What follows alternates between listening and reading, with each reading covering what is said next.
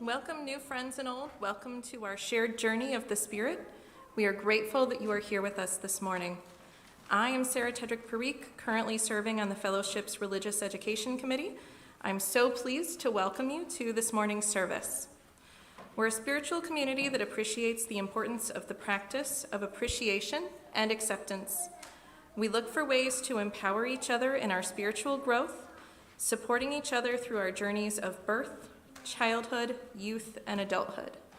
Being in Sunday worship together is one way that we learn who we are together and as individuals. Worship is, for us, a time when we share the spirit in the spiritual practice of listening. In this time of worship, as we are always learning to listen, we understand if you have a need to leave for a conversation or to help someone with a need. If you are a person who gets overwhelmed by sound or stimuli, our parlor is a very quiet room where you can listen and watch the service. If you need to talk, you can watch and listen from the library. If children, youth, and their families have questions about our religious education programming, Nick Walwork is our Director of Religious Education. Right back there. You can find out more about our choir from our music director, Michael Rosen. Our AV technical director is Alex West, and our congregational administrator, Katie Julik, is here most weekdays and is happy to get your emails.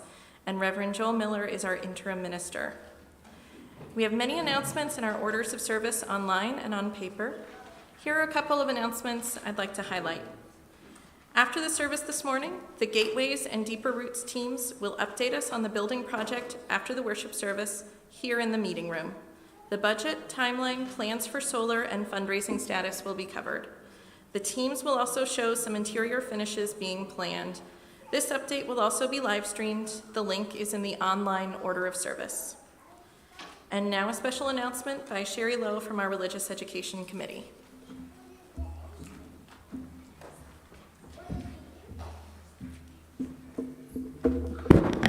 You thought I was going to talk about Deeper Roots. Not yet. As many of you probably know, like Joel, I was fortunate to be raised Unitarian Universalist. And my passion has always been religious education, to try to share some of what I got as a growing up kid with our children. When Nick first got here, we talked about a curriculum that is a homegrown MUUF curriculum called Beginnings of Unitarian Universalist Spirituality. And I am delighted that we are going to be offering that in April 14th through June 9th, and it culminates in the youth showing what they have learned and presenting the all ages portion of the service. But in between there, we have a practice of journaling. The teachers every Sunday lead a brief guided meditation. They share a nugget of Unitarian Universalist history and stories of famous UUs, and then lead journaling. We start out early and easy with what is my favorite moment in life so far, and we end up helping the children put all of the principles into their own words, and then explain which one speaks loudest to them and why that might be. Now, religious education is very important to many of us, all of us perhaps, should be. So I hear a lot of nattering about. What are they doing? I don't like this, maybe that, whatever. But I will tell you this one thing, and this is what I'm here to specially announce. Let me start with Antoine de Saint-Exupéry's statement that love, like a carefully loaded ship, crosses the gulf between the generations. So the upstairs and the downstairs, we need to bring it closer. It's not just a MUUF thing, it is a reality of life. There is a gulf between and among generations. So ask your love to be loaded onto your ship, because for every Sunday for that guided meditation, for all the work from April 14th to June 9th, I need at least one more adult in the classroom, maybe two. Maybe I won't be able to be there one of the Sundays, and I can't get anyone. If you care about our future, if you care about our religious education, it doesn't have to be a full commitment, but climb on aboard. Load your ship with love. Thank you. And talk to me, talk to Nick, talk to any of the RE committee folks about how you can be a part of that journey. Thanks.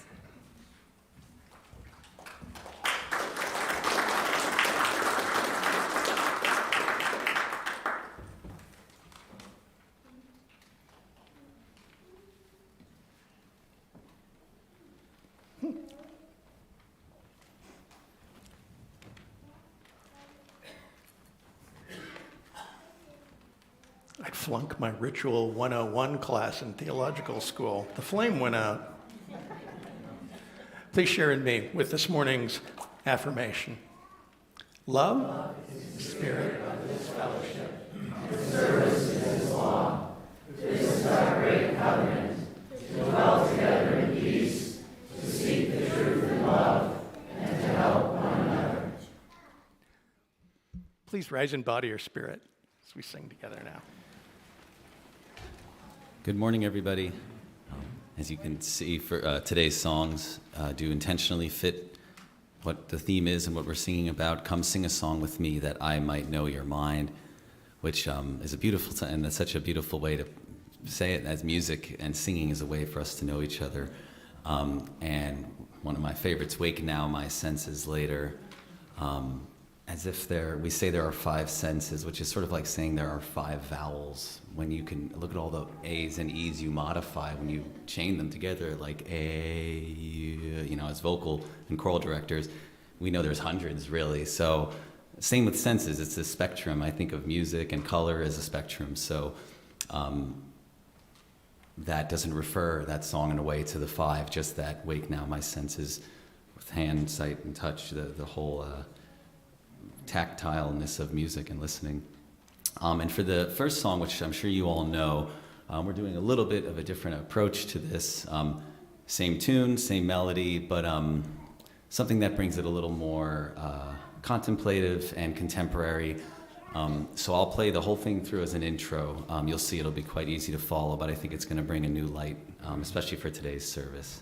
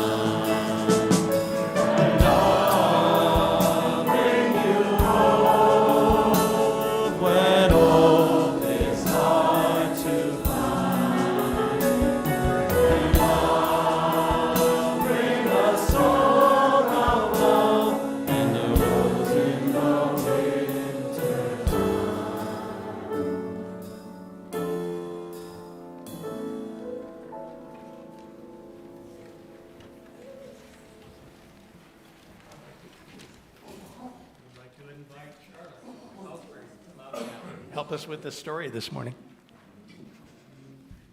And I'd like to invite children, youth, to come up as well and help us with the story.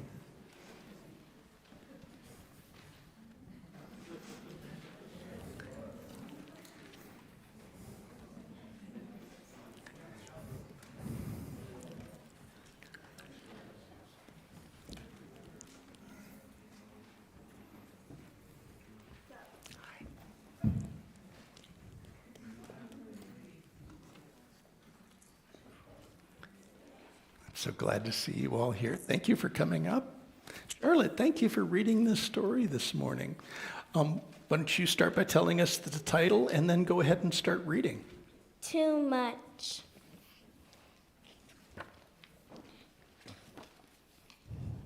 Alarm clock beeps.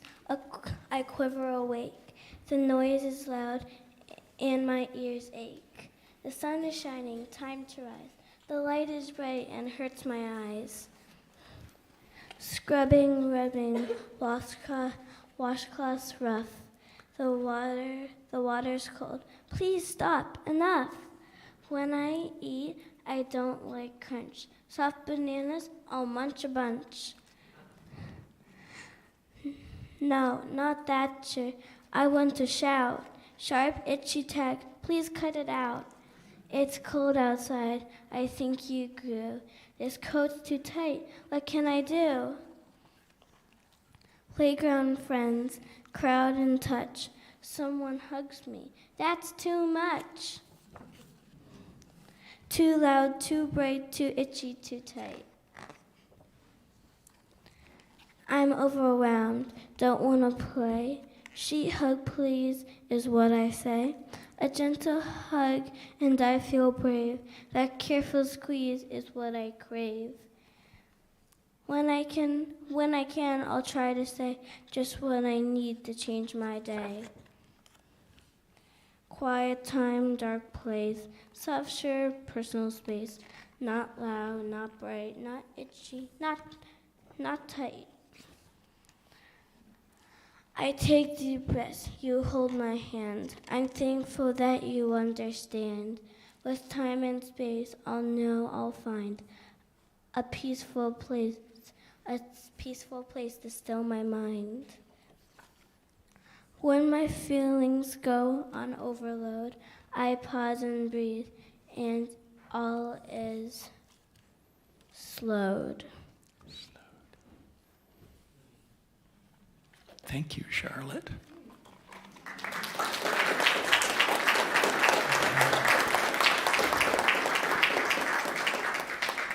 You know, the thing that surprised me most in the book was that for some folks, a big hug is just not very comfortable. Yeah. That surprised me. I guess we all are different in our own ways, yeah? Thank you for reading this morning, Charlotte. And we're going to send you back to your classes. I mean, not to your classes, to your seats. And we want you here this morning. So, we'll begin the milestones.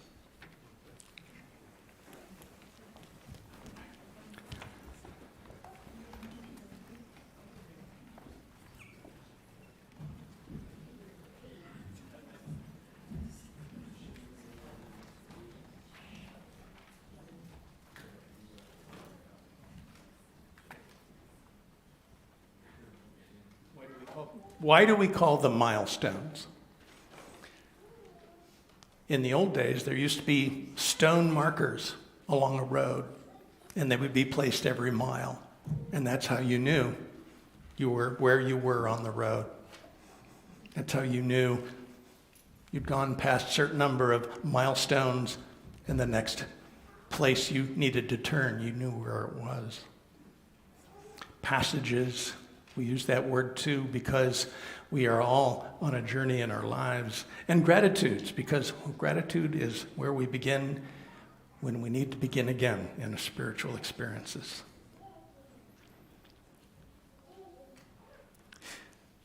A milestone shared for Jacob and his friends at the ranch.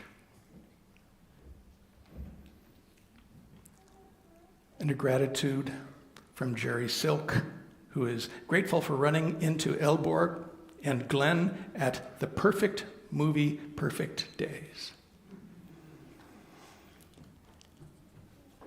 And for this beautiful congregation in this full meeting room this morning.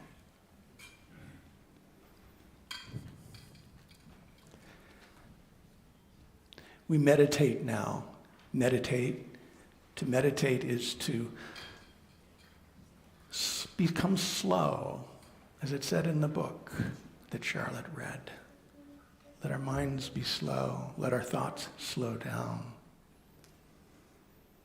And so we sit comfortably, feet on the floor, if that's comfortable, and breathe.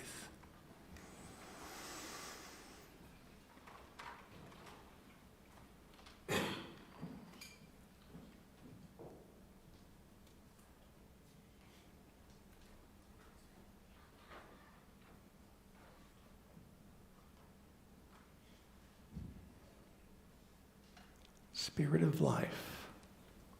We call ourselves Universalists. Universalists, because that means everybody. And if we want to love everybody, then we have to live like everybody matters. And we have to remember each of us can be a gift to each other and to the whole world. We call ourselves Unitarians because the word Unitarian means unity. And if we want the world to be in one with love, then we all must learn to look for what is beautiful. Beautiful in ourselves, beautiful in each other. And see, even in our differences, we are so beautiful. And that our differences are not bad. Our differences can be superpowers.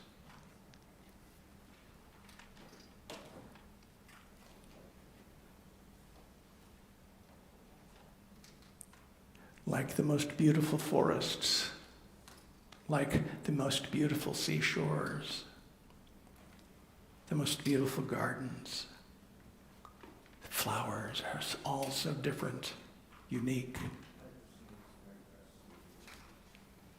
And the more that grows, the more it is different, and the more it is all interconnected, one and everything mattering.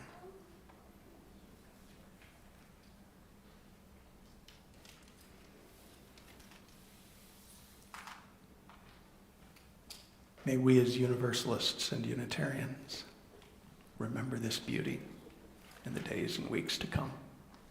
Carry it with us as a beautiful light. So be it. Amen. Blessed be.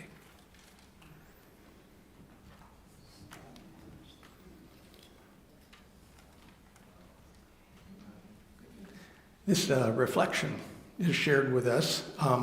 Ian Davis recorded this for us for this morning. Thank you, Ian.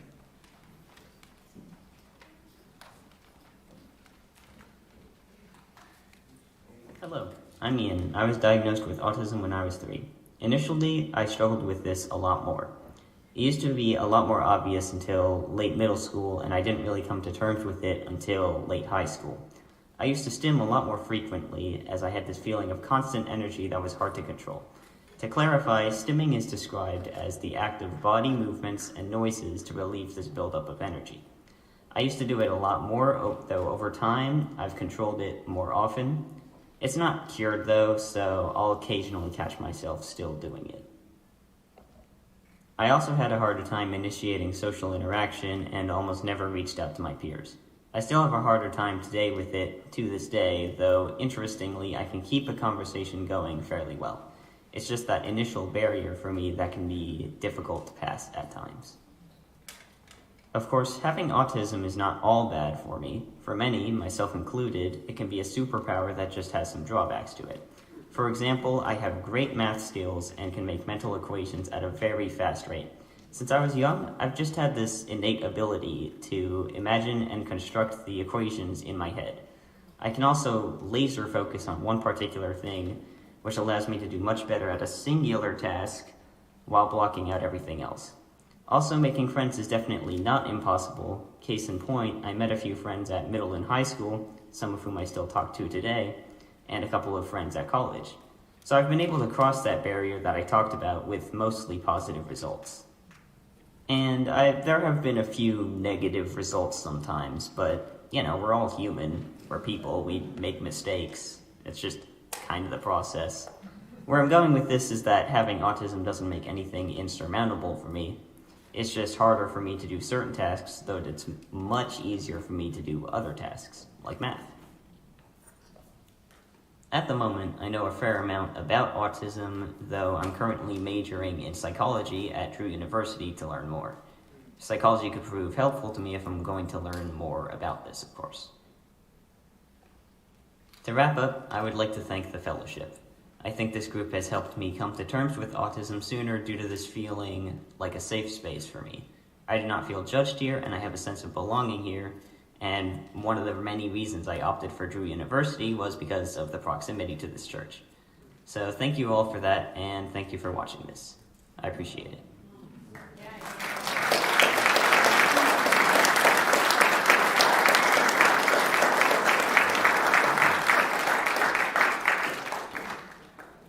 Yeah, I got teary too after I first watched that. Let's sing together. This is I love this song. Where does the tune come from, Michael? It's properly set to "Be Thou My Vision," and now it's pretty much standard in so many, certainly all the Christian, Protestant, and liturgical churches, and it's just timeless. I know I was talking to you, Nick, too. I've played this probably 1,000 times, and even when I hear it and work on it, I'm like, man, this could have 100 verses. It just would never feel old. So, So, and it's I don't know. It's hard to follow that, man. That was such a great video. No. That and especially the book at the time for all ages, and all that is.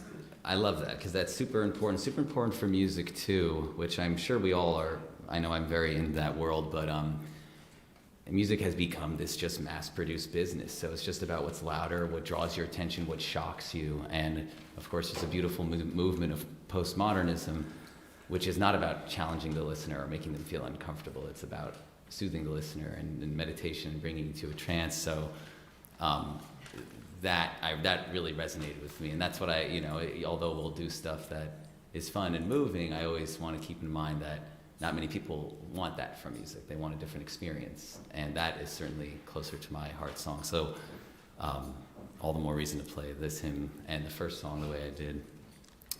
If you'd like, you can stand, but it's okay if not. That's what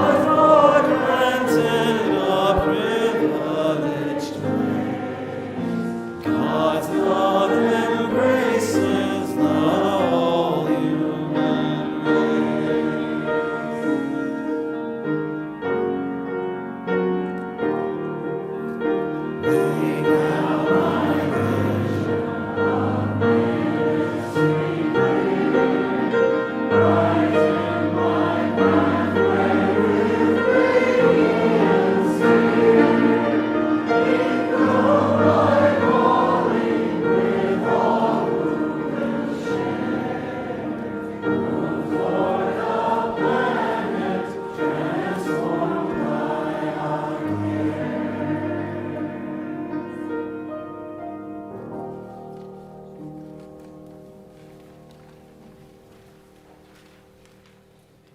Sara Tedrick, Parikh, now to the pulpit.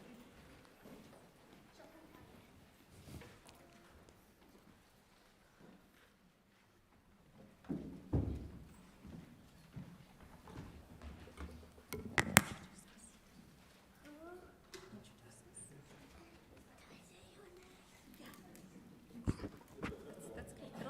It'll pick up. Lower. There we go.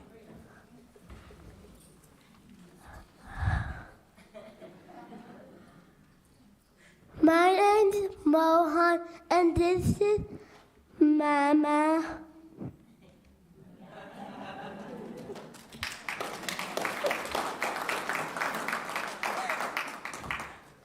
I'm Sara, and also Mama.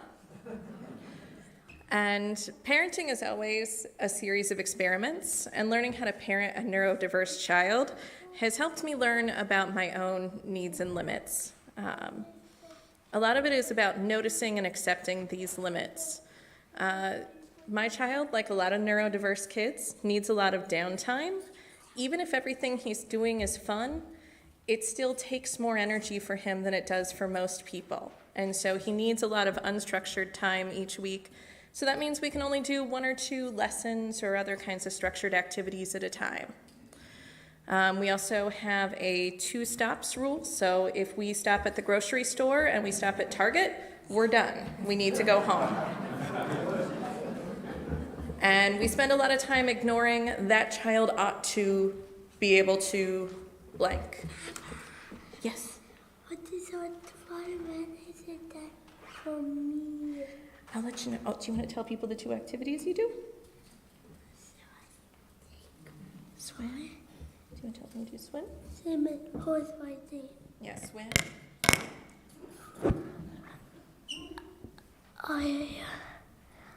I do swim and horse riding. Yeah, he does swim and horse riding. Those are his 2. I'll tell you at the end. No, there's one more thing. What's your one more thing? And sometimes at swim I get the seat from the vending machines. Sometimes at swim, he gets a treat because his first couple lessons of swim, there was a lifeguard planted right behind him the entire time to keep him from running. So sometimes he needs a little extra reinforcement to try new things and be brave. There's a constant mental load of, no thank you, no thank you, we're good. Yeah. No thank you, we're good. There's a constant mental load of balancing high support, high warmth, and high expectations. Mohan?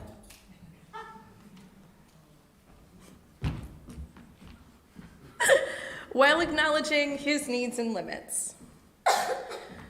When he tells us he can't handle something, it's our job to believe him. So if we say, we're going out to dinner tonight, and he says, I can't go out to dinner, and starts to cry, and we say, you have to, and he melts down in the middle of the restaurant, whose fault is it? That doesn't mean we just stop every time he says he can't do something. We give him tools and adaptations. It might be, well, could you go if you get to pick the restaurant? Because going somewhere you're familiar with takes less energy than somewhere new. We might say, could you go if we play games while we wait? Or if we order ahead so it's ready when we get there? Or if you get a device while you're sitting? We could reduce other demands. We could say, well, what if we don't go grocery shopping and one of the grown-ups goes later? Could you go out to dinner then? Or what if you get to wear pajamas and Crocs? Sometimes we just drop the demand, especially if we can't get out the house without meltdowns. It doesn't mean he doesn't want to go even. It's just he's at his limit.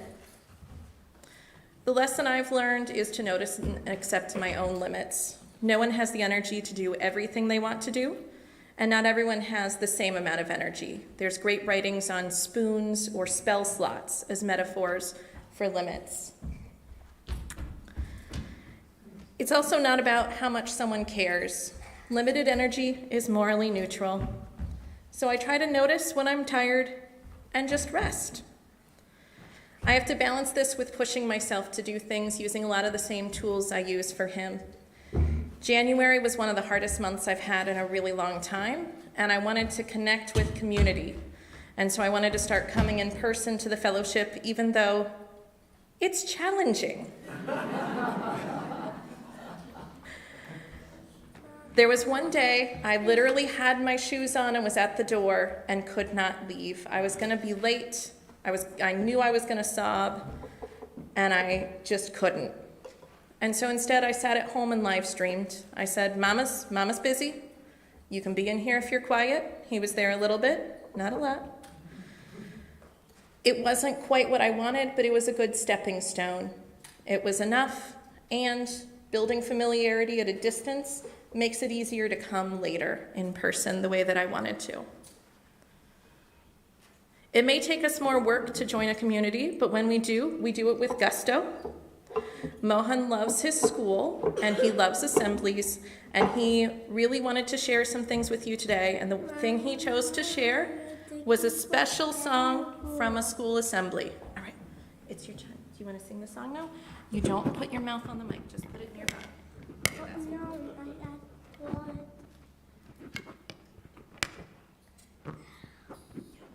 I say my mind. Okay, what do you want to do? Oh no, say something about the school. Say something about my school. Okay, what do you want to tell people about your school? No touching the microphone. Did we have Chromebooks? Okay, look at them and tell them. My school has Chromebooks that we can play games on. So his school has Chromebooks that he can play games on. Thank you for sharing in the parts I planned and the parts I didn't plan that probably spoke more. Okay, kiddo.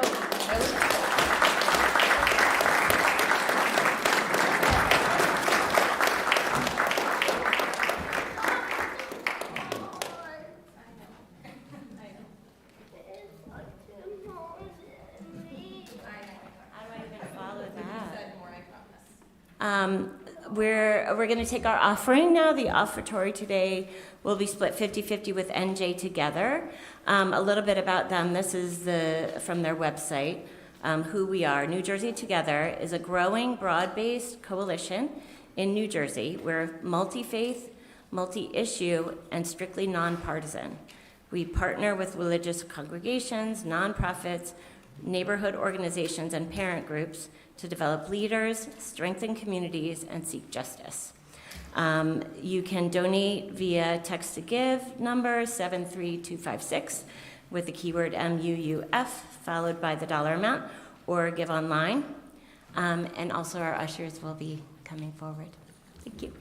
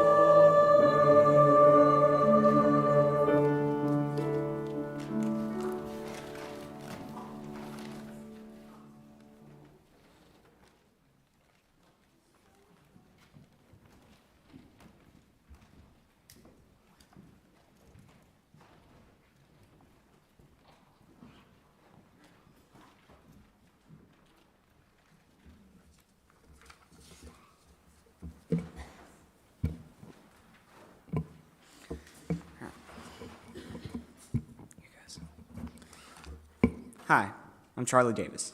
I was diagnosed with ADHD when I was 6 years old, and I've been dealing with it for my whole life ever since then, even into my later high school years as a senior, with all the good and bad that's come with it. It's a little harder for me than other non-neurodivergent kids to, say, socialize or get homework in on time. But on the other hand, my neurodivergency has given me a lot of insight into the world around me and how other neurodivergent kids struggle similarly to how I do. So today I'd like to share a slightly modified version of my college essay. Countless different possibilities flashing before my eyes. Several amazing ideas of things to do, to make, to bring to the world as such great creations of mine. But there's only so much I can do, I remember. So many of these great potential ideas, I realize, will go to waste. You can't be everywhere all at once, doing everything that you want to do. This same conundrum has been pondered over many a time in that odd, perpetually moving mind of mine. I've always found my mind to have its quirks here and there. Well, here and there would be an understatement. As someone with ADHD, my mind's constantly moving from place to place, from idea to idea. It gives me more speed in my thinking and allows me a variety of what I think of from day to day. But, yeah, it's a kind of a curse on my cranium when it comes to coming up with project ideas and thinking of what I should do. For instance, on a Friday afternoon, after coming home from school. The amount of ideas thrilling through my head isn't overwhelming in itself, but it's more the notion that I'm wasting all of those great ideas by not doing them. It causes me anguish. But looking back, it doesn't really matter what ideas and possibilities I haven't brought to fruition, but rather the ones I have. I've managed to make friends with others in my school and fellowship, which I never would have thought possible as a young kid. I've gotten an Adobe certification for Photoshop and Premiere Pro, which was just a fragmented possibility when I was in my sophomore year of high school. I've grown to feel safe and welcome in this amazing community of teachers, learners, scholars, musicians, volunteers, and people of all different shapes and sizes. I've made many projects and creations, a lot of which I've shared with the world in one form or another. And to be honest, when my brain comes up with so many incredible ideas for me to transform into things to reach for, it's not a shame that I don't go through with most of them. It's a blessing that I have the idea to have such great ideas. And even more of one when I pick one and actually do that, turn that idea into the prospect of something of a creative goal. Or prospect, yeah.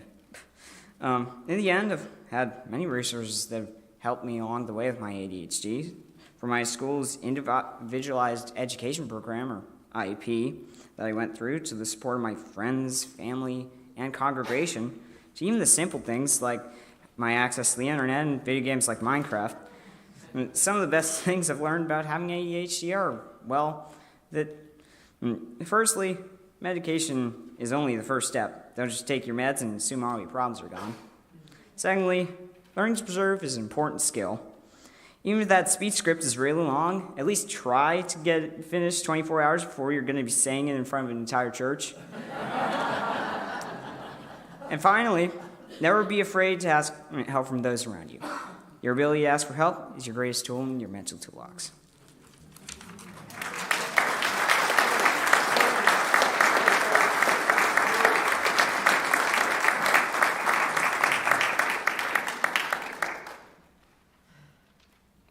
Let's sing together. This is the Fire of Commitment. And if you'd like to see it, it's in the 1028, and it's here on the screen as well. I invite you to stand in body or spirit.